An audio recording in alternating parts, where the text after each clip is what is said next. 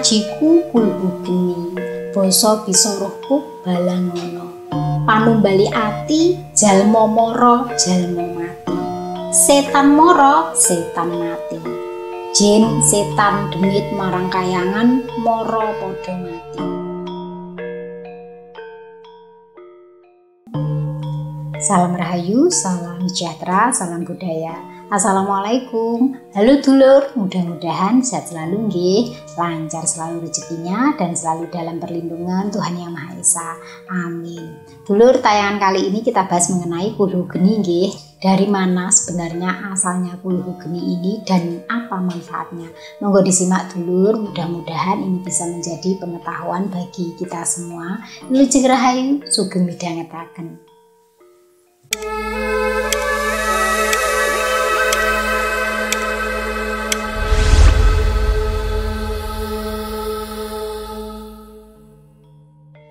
Di Jawa yang namanya ajian itu banyak sekali macamnya gitu, dan yang menciptakan itu juga masing-masing berbeda nih. Ada yang dari golongan putih, ada juga yang dari golongan hitam. Nah, kali ini saya ingin membahas mengenai kulhu geni. Mungkin panjenengan banyak yang tahu nih, atau sudah pernah melihat di kitab Mujarobat. Tetapi dulur, apa yang saya sampaikan ini jangan dianggap sebagai ijazah nih, karena saya tidak mengijazahkan ini. Saya hanya ingin membahasnya karena supaya apa yang ada di Jawa ini tidak punah nih. Kebudayaannya, warisan leluhurnya, adat istiadatnya, dan segala yang berbau Jawa itu tetap dikenang ataupun tetap diketahui oleh generasi selanjutnya, nggih. Dan supaya juga panjenengan tahu asalnya itu dari mana, ngoten nggih. Nah, kulhu geni ini adalah ajian api nggih dulur. Di mana ajian ini diyakini mampu untuk membakar, memusnahkan ataupun mengusir jin atau demit yang mengganggu. Nah, ajian kulhu geni ini hanya bisa didapatkan atau dipelajari oleh orang yang taat ibadah dulur. Bagi yang suka maksiat itu tidak akan bisa menguasai ajian kulhu geni ini. Dan kulhu geni ini asale yang menciptakan itu adalah Sunan Ampel, di mana beliau itu memang wawasannya luas sekali dan juga mumpuni. Sampai-sampai Sunan Gunung Jati itu belajar kepada Sunan Ampel, dan kulhu geni ini juga dipakai oleh Sunan Bonang, putra dari Sunan Ampel. Nah, tujuannya adalah untuk melemahkan makhluk halus atau demit yang mumpuni pada waktu itu, dan kejadian itu di Jawa Timur. Kulhu geni sendiri itu diambil dari potongan surat Al-Ikhlas dulur, dan juga digabung dengan rapalan menggunakan bahasa Jawa, ya. Dan ini juga tidak sembarangan ya dulur, walaupun hafal rapalannya ini kadang juga belum tentu mandi ya. Kalau ingin mumpuni, kalau ingin mandi, ini ada tirakatnya juga, yaitu puasa mutih ya minimal 3 hari dan puasa pati geni ya. Tentunya harus ada guru pembimbingnya, karena ini jika dilakukan sendiri tanpa wawasan yang luas, tanpa adanya pembimbing, ini bisa mengakibatkan fatal. Padha karo panjenengan duwe senjata tapi gak beriuni. Dan ilmu tanpa guru itu hanya seperti bacaan biasa dulu. Itu pun tidak bisa digunakan untuk main-main, nggih. Ini digunakan ketika dalam posisi yang terjepit atau terdesak. Nah, dulur panjenengan mungkin bertanya nggih, ngopo to mesti rapalane mesti kudu basa Jawa? Jadi begini dulur, zaman dahulu memang karena ucapannya, karena orang Jawa, ucapan yang diucapkan juga bahasa Jawa. Sama seperti panjenengan ketika menggunakan bahasa Indonesia ketika berdoa. Contohnya ya Allah, ya Tuhanku, berikanlah aku keturunan yang solih, solihah, berikanlah aku kelancaran rezeki, hari ini mudahkanlah urusanku. Misalkan seperti itu. Kan panjenengan tidak menggunakan bahasa Arab toh, menggunakan bahasa yang sesuai jenengan pahami. Sama zaman dahulu orang Jawa doanya itu menggunakan bahasa Jawa karena lebih menyatu, lebih ngerti apa yang ada di pikiran dan hatinya. Omongane kuwi mang nyatu, dadi tembus dulur. Nah, lek panjenengan mengatakan ini gak sesuai dengan syariat, tidak ada doa seperti itu. Ya memang tidak ada lah, panjenengan kalau berdoa pakai bahasa Indonesia kan juga tidak ada dalam kitab nggih. Memang ada doa-doa nggih, tuntunan sesuai dengan ajaran agama nggih. Tapi ketika kita ingin berkomunikasi dengan Tuhan nggih, atau kita tidak hafal dengan lafalnya, maka kita akan berbicara sesuai dengan bahasa kita, bukankah begitu?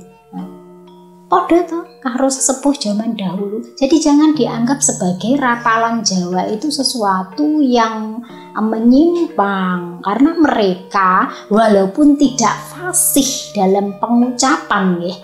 Kalau zaman sekarang nggih, fasih lafalnya nggih. Bismillahirrahmanirrahim ya. Zaman dulu Bismillahirrahmanirrahim. Tapi apa yang jadi ucapannya itu tadi lo mandi.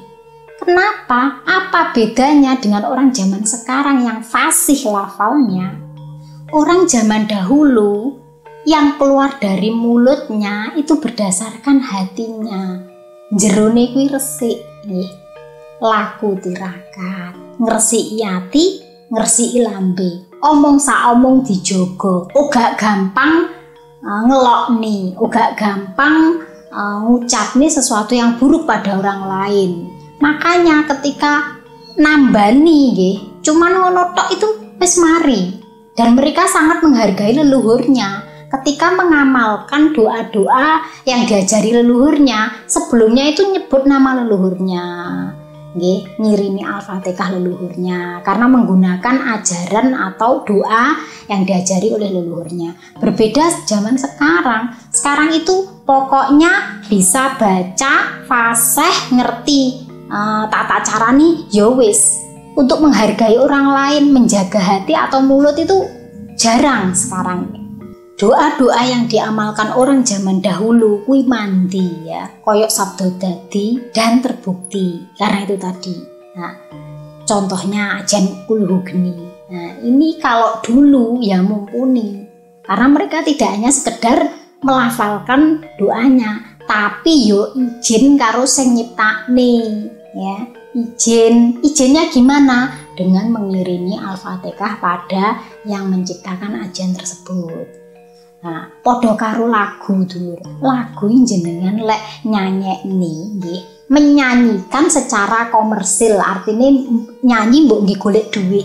Tanpa izin sing nyiptakne piye? Panjenengan kena yang namanya apa? Copyright. Panjenengan kena yang namanya pelanggaran karena tidak izin. Mesti kan ditegur ya sama penciptanya. Lek mbok nggih komersil loh. Tapi berbeda ketika Anda menyanyikan dengan suka, hanya hobi suka. Lah kuwi sing nyiptakne ya melu seneng. Laguku dinyanyekni.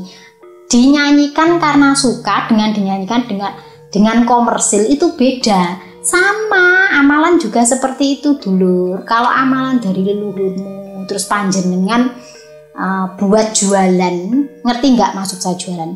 Jualan ki ngene iki pancen tak khususnya aku mempelajari iki krono aku pengen nambani wong ben aku oleh duit. Aku matok rego. Pancen ki arep tak nggih golek duit. Tujuannya itu mencari uang, tujuannya itu untuk keuntungan, ya. Menggunakan amal tersebut akeh ramandine. Berbeda dengan ketika panjenengan ngamalkan tersebut dengan rasa suka. Biasane lek rasa seneng kuwi mang nandes ning atine jenengan, kemudian apa yang keluar dari mulut kuwi iso sesuai dengan nyoto. Nah, manusia sekarang itu nggih, pokoke lek wis rumangsa paling bener ki biasane angel dituturi, di ngertekne iki angel. Karena orang sekarang hanya pandai menghafalkan tapi tidak bisa mendalami, meresapi dan ngaji rasa. Sing paling penting kuwi mang adalah ngaji rasa dulu. Apa yang kita ucapkan, kita paham ndak? Kita seperti itu enggak? Kita mengarah untuk itu enggak? Tidak hanya pinter tok, melajari tok. Kayak cah TK diwarai maca, pinter luwanya maca, pinter ya cah iki maca ya, cek TK wis pinter ya ngono. Tapi dia tidak paham apa yang dia baca. Padha karo Anda pinter membaca, tahu artinya, tapi Anda sendiri sebenarnya tidak tahu rasa di dalam apa yang Anda baca dan Anda ngerti itu tadi. Nah, aku lho dulur, bedane orang zaman dahulu dengan zaman sekarang. Gak wani dulur ngomong sepoto-poto nanggini marang liyan, sangat menjaga diri. Nah kalau kita itu loh mudah sekali nyinyir, mudah sekali menghakimi orang, jangan harap apa yang menjadi omongan kita itu mandi. Jangan harap ilmu yang kita pelajari itu berkah. Karena yang namanya adab, yang namanya menahan diri, mulut, perut, dan di bawah perut itu menentukan sakti gae wong kuwi mau, ampuh gae wong kuwi mau. Ya mungkin bagi orang zaman sekarang yang tidak tahu sejarahnya zaman dahulu mengatakan hal itu sebagai mitos. Tidak apa-apa, karena memang nggak tahu, anggap saja mitos. Tapi setidaknya jagalah mulutmu untuk tidak mengomentari sesuatu yang kamu tidak tahu. Nah kemudian kulhu geni itu sebenarnya untuk apa? Manfaatnya itu untuk apa? Nah manfaatnya yang pertama itu ditakuti jin, makhluk halus, demit dan sebangsanya ya. Karena panas ya, dianggap itu adalah serangan bagi mereka. Kemudian yang kedua bisa untuk menyembuhkan orang yang sedang kesurupan. Jadi kesurupan tidak kunjung sembuh, demite gak gelem metu, diwacani kulhu geni, dia mau keluar. Yang ketiga ini ditakuti oleh orang yang ngirim santet. Kenapa? Bisa berbalik kepada yang ngirim sendiri. Kenapa? Karena yang disuruh, demit yang disuruh itu ketika disuruh dia terpental, merasa kesakitan, maka dia akan balik kepada yang nyuruh. Dan juga ada yang percaya bahwa bisa menambah kekuatan dalam pertarungan ketika menghadapi makhluk-makhluk gaib ya, yang jahat, yang mengganggu, yang usil. Nah ini bisa nambah kekuatan pada dirinya. Nah ini mengenai pembuktian ya.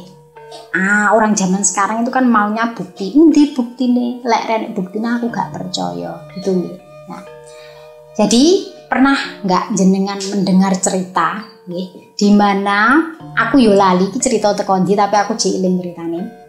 Tulisan lafat la ilaha illallah Muhammad Rasulullah kuwi ditimbang karo kebo nggih. Kuwi je antep lafat la ilaha illallah tadi. Kemudian kebone kuwi mumbul. Jadi kalah jeglek karo tulisan kemang. Ayo coba jenengan praktek nih. Kira-kira gimana? Bisa ndak? Ndak toh. Panggah jeglek kebone toh daripada tulisannya. Kenapa demikian? Ternyata itu karena sing nulis kuwi mang wonge mumpuni. Iki dudu trik nggih dulur. Memang kemampuan pada dirinya nggih, dan Tuhan itu memberikan kelebihan pada dirinya. Makanya lek dicontoh nggak iso, padahal podo-podo tulisane, podo-podo timbangane, tapi kenapa tidak bisa seperti orang tersebut nggih? Ya karena itu tadi sama dengan ajian kulhu geni ini nggih. Tidak semua orang yang hafal lafadznya itu bisa memfungsikannya nggih. Jari ini kena dimanfaatkan gini Mbak Vika, tapi kok gak bisa? Nyapa gak iso? Karena itu tergantung dengan isinya panjenengan dewi. Jenengan isi napa mboten? Lah isi iki teko ndi to? Isi kuwi teko lelakumu, tirakatmu lan perbuatanmu. Lek mung iso ngucap kuwi gak beda adoh kaya manuk beo nggih. Burung beo diajari kata-kata yang diinginkan oleh pemiliknya, tapi burung beo itu tidak tahu dan tidak paham apa yang diucapkannya. Nah, sama nggih, berarti kalau kita mempelajari segala sesuatu hanya karena hafalan saja, ngerti arti netok, tapi kita tidak bisa mengkaji rasa, maka ya tidak ada apa-apanya, sama seperti tadi. Jadi dulur, yang kita lihat nggih, pembuktian mengenai kulhu geni, ya seperti tisu yang terbakar atau yang lain sebagainya yang tujuannya untuk dipertontonkan, marilah kita berpikir secara sehat, apakah kesaktian itu semudah itu nggih? Gak semudah kuwi dulur, enek lelakune nggih, dan itu tidak untuk dipertontonkan tetapi digunakan untuk ketika dalam posisi terdesak ataupun terjepit. Segala tayangan yang ada di YouTube, panjenengan harus pintar memilih dan memilah apakah ini benar, apakah ini patut saya contoh, dan apakah ini sesuai dengan ajaran leluhur.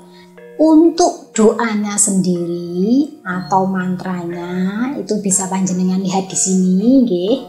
Ini saya tidak mengijazahi, tapi hanya sekedar sebagai informasi saja, nggih, penambah pengetahuan saja. Ajiku kulhu geni, basa bisa rohku balangono. Panumbali ati, jalma mara, jalma mati. Setan mara, setan mati. Jin, setan demit marang kayangan, mara padha mati. Ambruk mlengsetan kena obah lebur ancur saking kersane Allah. La ilaha illallah Muhammadar Rasulullah.